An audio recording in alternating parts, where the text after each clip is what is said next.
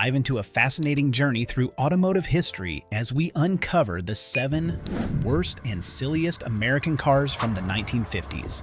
From outrageous designs to impractical features, these cars were truly ahead of their time, in all the wrong ways. Join us as we explore the quirky and questionable side of 1950s American car manufacturing, revealing some of the most infamous vehicles that should have never made it off the drawing board. Don't miss this eye-opening retrospective into the bizarre world of vintage automobiles.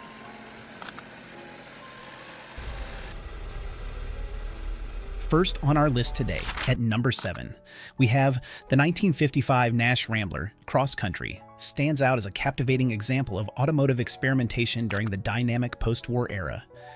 Nash, renowned for its innovative and sometimes unconventional designs, aimed to carve a niche in the bustling station wagon market with the Rambler Cross Country. Its compact yet elongated body boasted a distinct, if somewhat peculiar, appearance, characterized by rounded contours and angular features that divided opinions among car enthusiasts. While some admired its unique aesthetic, many found its design too eccentric for widespread appeal. Nash marketed the Cross Country as a versatile vehicle, capable of handling everything from family road trips to daily commutes and even light off-road adventures. However, this ambitious versatility came with trade-offs. The interior, optimized for space, sacrificed comfort, particularly noticeable in the cramped rear seats that made long journeys less enjoyable for passengers. Performance-wise, the Rambler Cross Country struggled to keep up with competitors. Its engine, adequate for city driving, lacked the power needed for highway speeds or heavy loads. A significant drawback for a station wagon marketed for its adaptability.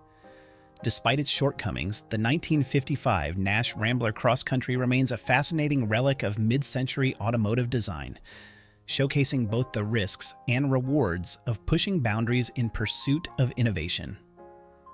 Furthermore, the Nash Rambler Cross Country faced challenges in handling, with its high center of gravity and narrow stance contributing to noticeable body roll on winding roads and during emergency maneuvers.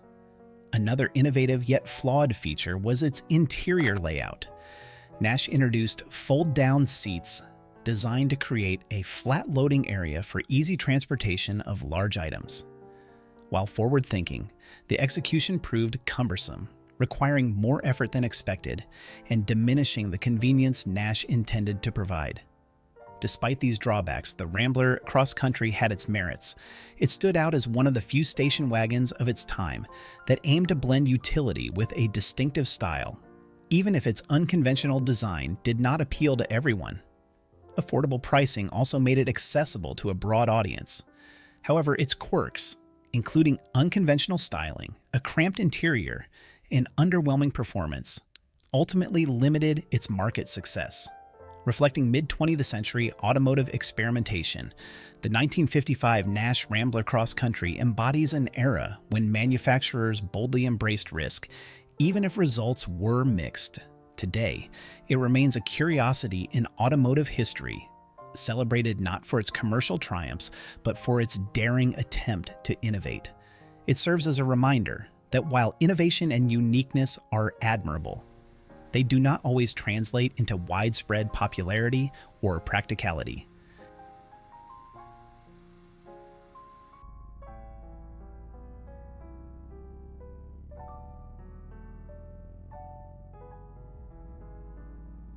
Number 6. The 1953 Chevrolet 210 epitomizes a car caught between identities, striving to appeal to everyone but failing to leave a lasting impression. In the early 1950s, Chevrolet's reputation for reliability and broad market appeal was unmatched in the American automotive industry.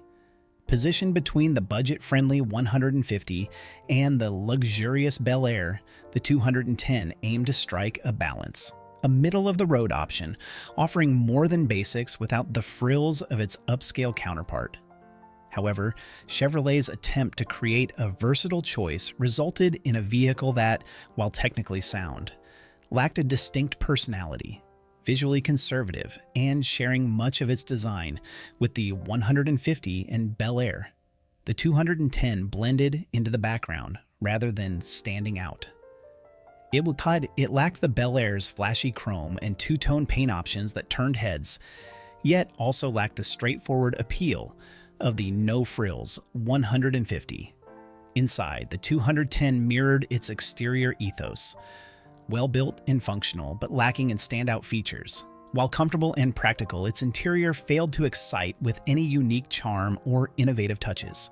Ultimately, the 1953 Chevrolet 210 serves as a cautionary tale in automotive history, illustrating the challenges of trying to please everyone without forging a distinctive identity of its own. The 1953 Chevrolet 210 finds itself in the middle ground of automotive identity, striving to satisfy without leaving a lasting impression. In an era when Chevrolet epitomized reliability and broad appeal, the 210 was positioned between the no-frills 150 and the luxurious Bel Air. Unlike the Bel Air's plush interiors or the 150's Spartan simplicity, the 210 offered a middle-of-the-road experience, adequate comfort and utility without a defining statement. Inside, while the Bel Air boasted luxurious upholstery and meticulous detailing, the 210's cabin lacked both the upscale feel and the minimalist charm of its counterparts. Under the hood, it shared engines with other Chevrolets, providing competent performance suitable for daily driving, but lacking the excitement that enthusiasts sought. Feature-wise, the 210 aimed to cater to a broad audience with basic conveniences like a heater and radio, but it fell short of the advanced options found in higher-end models.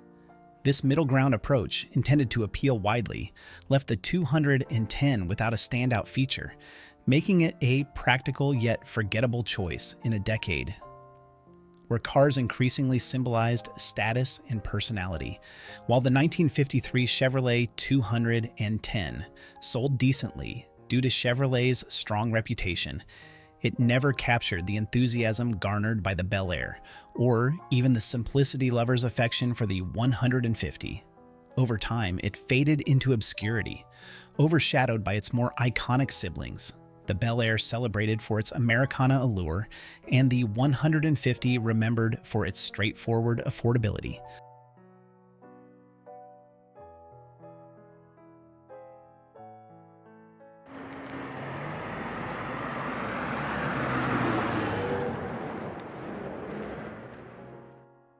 Number 5.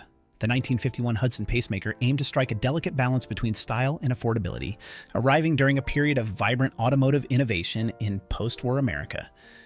However, it struggled to carve out a distinct identity in a rapidly evolving market. Upon first inspection, the Pacemaker's design failed to ignite excitement.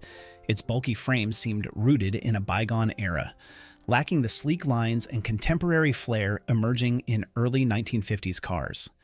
The proportions were awkward, sporting a boxy silhouette that failed to capture the streamlined elegance gaining popularity at the time. This dated appearance left the Pacemaker resembling more of a relic from the 1940s than a glimpse into the future. Under the hood, it housed a reliable flathead inline-six engine, though its modest power output failed to meet the demands of the increasingly fast-paced traffic of the 1950s. Acceleration was sluggish, focusing more on functionality than delivering an exhilarating driving experience. This underwhelming performance posed a significant drawback compared to its more robust competitors. Inside, the Pacemaker offered a functional but unremarkable interior, reflecting its economy-focused design philosophy. While Hudson had earned acclaim for innovative and stylish interiors in its upscale models, the Pacemaker's cabin felt like an afterthought. Basic materials and an uninspired layout provided little in terms of comfort or sophistication. Overall, the 1951 Hudson Pacemaker exemplifies a well-intentioned effort that fell short of expectations during an era defined by rapid automotive advancement. It struggled to find a niche. It highlights the challenges faced when balancing style, performance, and affordability in a dynamic market landscape. For a car aimed at budget-conscious buyers, the 1951 Hudson Pacemaker fell short of delivering the value they sought. One of its major pitfalls was its lack of a clear identity. Hudson, known for producing stylish and innovative vehicles, seemed to position the Pacemaker in a vague middle ground where it failed to excel in any specific area. It lacked the stylish flair to attract trend-conscious consumers and wasn't economical enough to win over those focused purely on practicality. Instead, it occupied a lackluster spot in Hudson's lineup, lacking the distinctiveness needed to stand out in a competitive market. The Pacemaker's struggles mirrored Hudson's broader challenges during that period. As larger competitors gained ground, Hudson's ability to produce a compelling entry-level vehicle like the Pacemaker dwindled. By the early 1950s, Hudson's once innovative edge had dulled, and the Pacemaker epitomized this decline. It aimed to offer versatility, but ended up lacking appeal with its bulky, outdated design, underpowered engine, and uninspiring interior. Ultimately, the 1951 Hudson Pacemaker is remembered more as a misstep than a milestone in automotive history. It symbolizes a cautionary tale for established automakers, showcasing the difficulty of balancing style and economy effectively. Even industry veterans can miss the mark when adapting to evolving consumer demands and market dynamics. Number 4, the 1950 Crosley Supersport stands out as a testament to post-war automotive innovation, driven by the Crosley Corporation's expertise in compact radios and refrigerators. In a period marked by a surge in demand for small, economical cars across the United States, the Supersport was Crosley's bold attempt to cater to this burgeoning market. Yet, despite its earnest intentions, the Supersport fell short in several crucial aspects, relegating it to a quirky footnote in automotive history rather than a revolutionary vehicle. At first glance, the Crosley Supersport exudes charm with its diminutive size and open-top design, reminiscent of a miniature toy car zipping through suburban streets. Under the hood, it boasted a modest 0.7-liter, 26.5 horsepower engine. While adequate for short-distance urban travel at low speeds, it struggled under more demanding conditions. With a top speed of just 50 miles per hour, coupled with its lightweight frame and minimal safety features, the Supersport proved less than ideal for highway journeys. Embracing a philosophy of minimalism, the Supersport was among the lightest cars available, weighing just over 1,000 pounds. This featherweight construction not only contributed to its fuel efficiency, critical in an era of heightened gas prices, but also underscored its straightforward, no-frills design ethos. Comfort and convenience took a backseat in favor of practicality and affordability. Its interior was Spartan, featuring basic seating and minimal instrumentation, reflecting its status as a budget-friendly option. However, the Supersport's affordability came at the cost of practicality. Its small size, which made it easy to park and maneuver in tight spaces, also meant that it was cramped and uncomfortable for drivers and passengers alike. The car's lack of power was a significant drawback, particularly on the open road where it struggled to keep up with traffic. Additionally, its lightweight construction, while beneficial for fuel efficiency, raised concerns about its safety in the event of a collision. Released in 1950, the Supersport entered a market that was beginning to shift away from the austerity of the immediate post-war years. As the economy improved and American consumers began to enjoy greater prosperity, there was a growing demand for larger, more powerful cars that offered comfort, style, and performance. In this evolving context, the Supersport's microcar appeal quickly faded, and it struggled to find a broad audience. Despite these challenges, the Crosley Supersport has its place in automotive history. It represents a unique moment when car manufacturers were bold enough to experiment with different ideas to meet the changing societal needs. While it may not have been a commercial success, the Supersport stands as a testament to the creativity and innovation that characterized the post-war automotive industry. Today, the Crosley Supersport enjoys a niche status as a rare and sought-after collector's item, particularly among enthusiasts of microcars. Its small size, unusual design, and historical significance make it a captivating addition to any car collection. For those who appreciate the unconventional and root for the underdog, The Supersport symbolizes a time when the automotive industry embraced risks and explored new ideas, even if those ideas didn't always achieve mainstream success. Number 3, the 1952 Plymouth Cranbrook offers a compelling case study on the delicate balance between reliability and forgettability, revealing how a car that meets its practical purpose can still fail to leave a lasting impression. During the early 1950s, the automotive industry was in a transformative phase, with manufacturers striving to create vehicles that were not only functional, but also visually striking and technologically advanced. In this era of innovation, the Cranbrook emerged as a solid and dependable choice, yet it struggled to capture the public's imagination or distinguish itself in a competitive market. At first glance, the Plymouth Cranbrook epitomized mid-century American automobile design, though not in a way that etched itself into history. Its exterior embodied safe, conservative styling, neither garish nor particularly eye-catching. The car's boxy body featured clean lines, opting against the flamboyant curves and chrome embellishments gaining popularity among its peers. Its modest front grille and straightforward headlights contributed to a restrained profile that lacked the dynamic flair needed to stand out.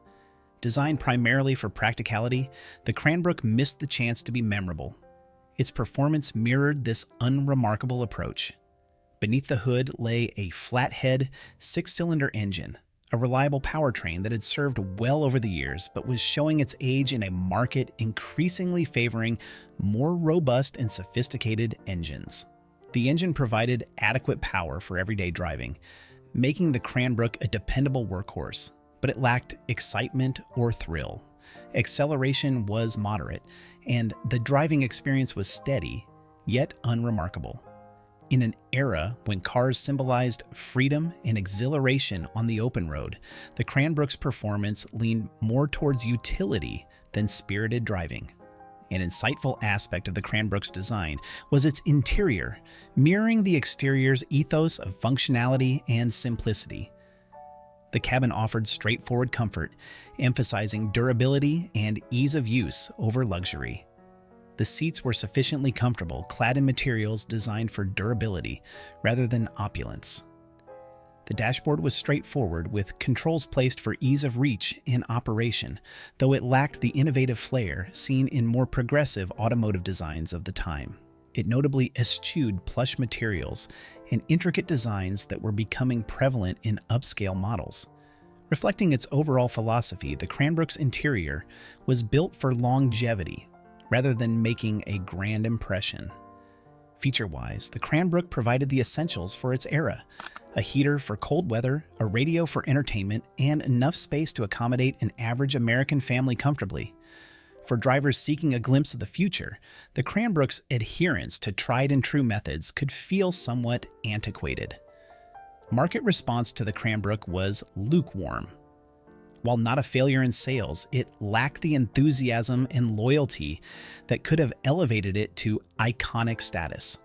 In a decade defined by bold innovations and memorable designs, the Cranbrook's conservative approach left it in the middle ground, neither a standout success nor a notable failure.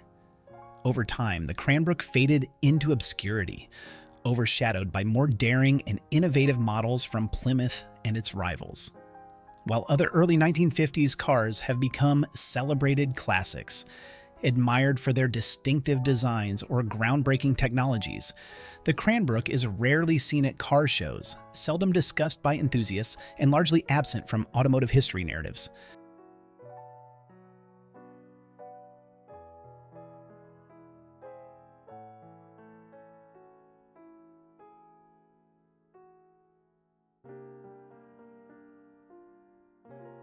Number 2. The 1954 Mercury Monterey Sun Valley was a daring leap into modernity within the mid-century automotive world.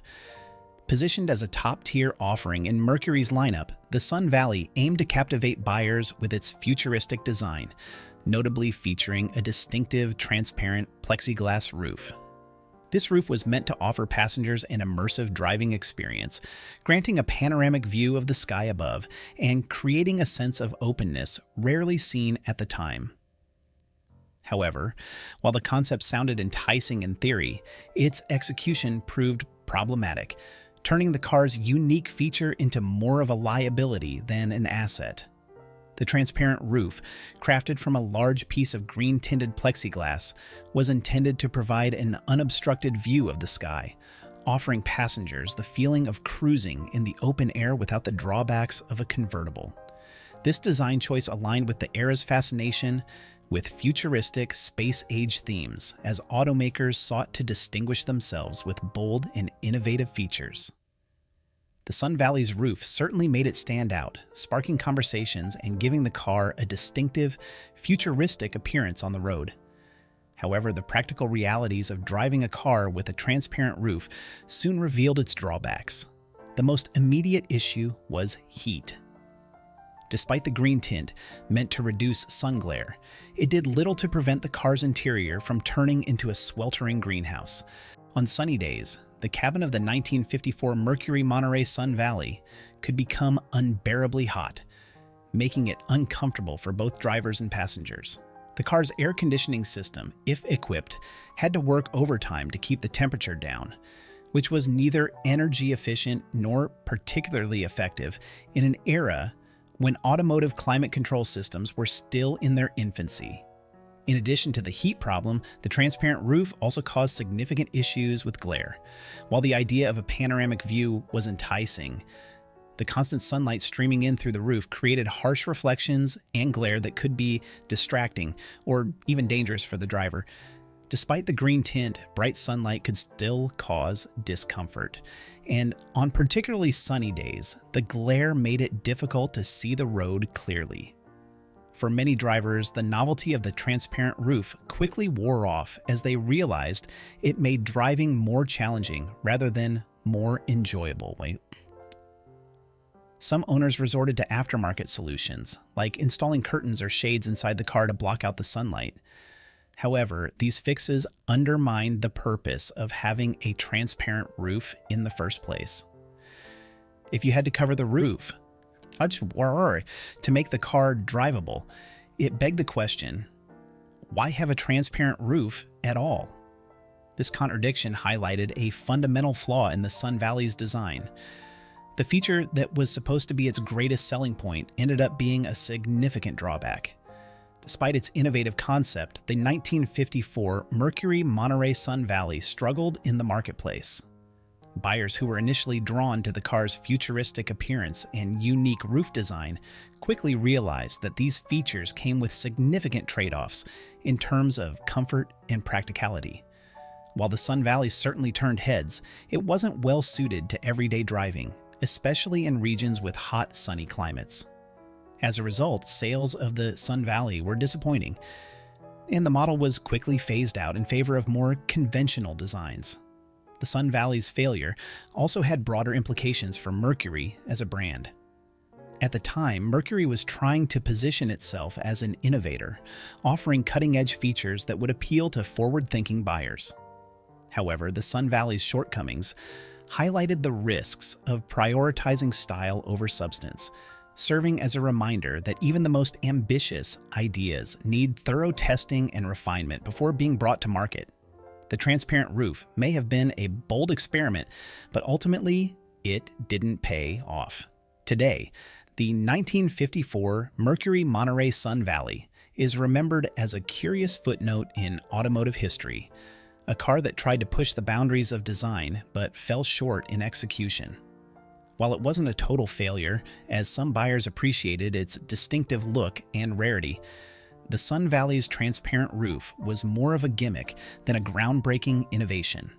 Collectors and enthusiasts might still admire the car for its audacity and its place in the mid-century automotive landscape, but it also serves as a cautionary tale about the dangers of prioritizing style over practicality.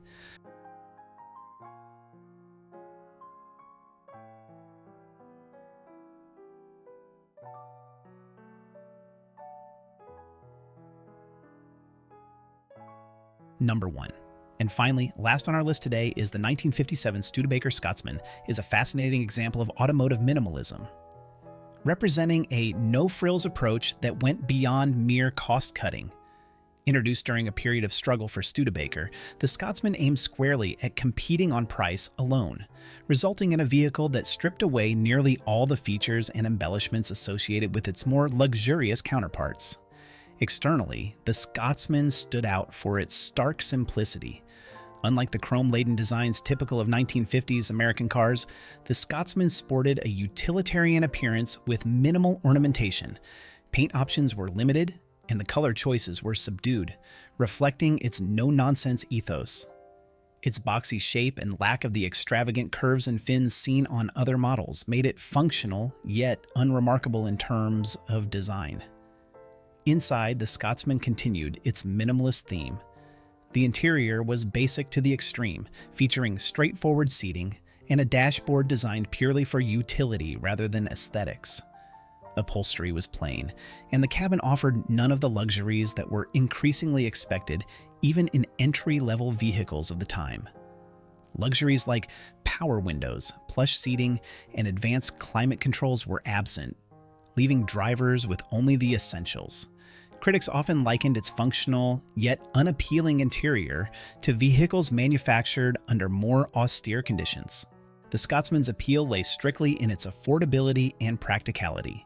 It catered to buyers who prioritized cost savings over creature comforts, offering a reliable mode of transportation without the bells and whistles that drove up the prices of other cars.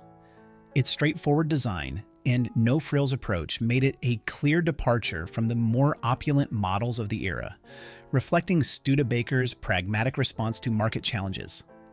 While it may not have garnered the same attention or admiration as its flashier counterparts, the Scotsman's legacy endures as a testament to the era's economic pressures and consumer demands for budget-friendly options. It remains a compelling study in how automakers navigated the delicate balance between affordability and feature-rich appeal during a transformative period in automotive history. The 1957 Studebaker Scotsman is a stark example of automotive minimalism, drawing comparisons to products from the Soviet era due to its lack of chrome and stark interior. Designed as a no-frills vehicle primarily for practical transportation rather than style or comfort, the Scotsman aimed to be affordable above all else. However, its simplicity came at a cost. The Scotsman's sparse features and use of low-quality materials often led to reliability issues. While its bare-bones construction kept initial costs low, it also meant that the car lacked the durability and robustness of its more expensive counterparts. This could result in higher maintenance and repair costs over time, negating some of the initial savings. The Scotsman epitomized the adage, you get what you pay for, but not necessarily in a positive light.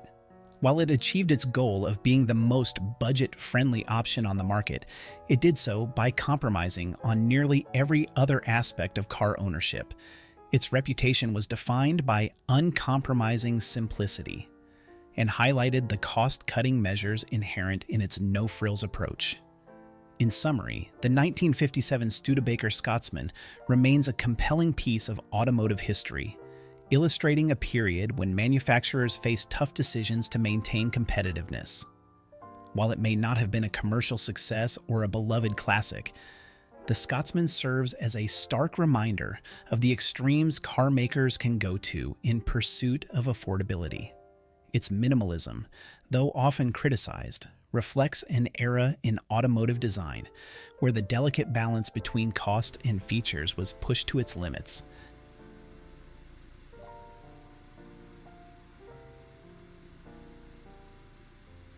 Back in the 1950s, these cars may have been developed with good intentions, but they missed the mark in a big way. Did any of them surprise you? Let us know in the comments below. Taking a look back at these automotive relics is like stepping into a time capsule of design mishaps and missed opportunities. From the peculiar styling of the Hudson Jet to the impracticality of the Crosley Supersport's tiny frame, each car tells a story of its era's aspirations and shortcomings. If you enjoyed this journey through automotive history, don't forget to like, subscribe, and hit that notification bell to stay tuned for more insights into the fascinating world of cars. Thanks for watching DriveTV, and we look forward to catching you next time.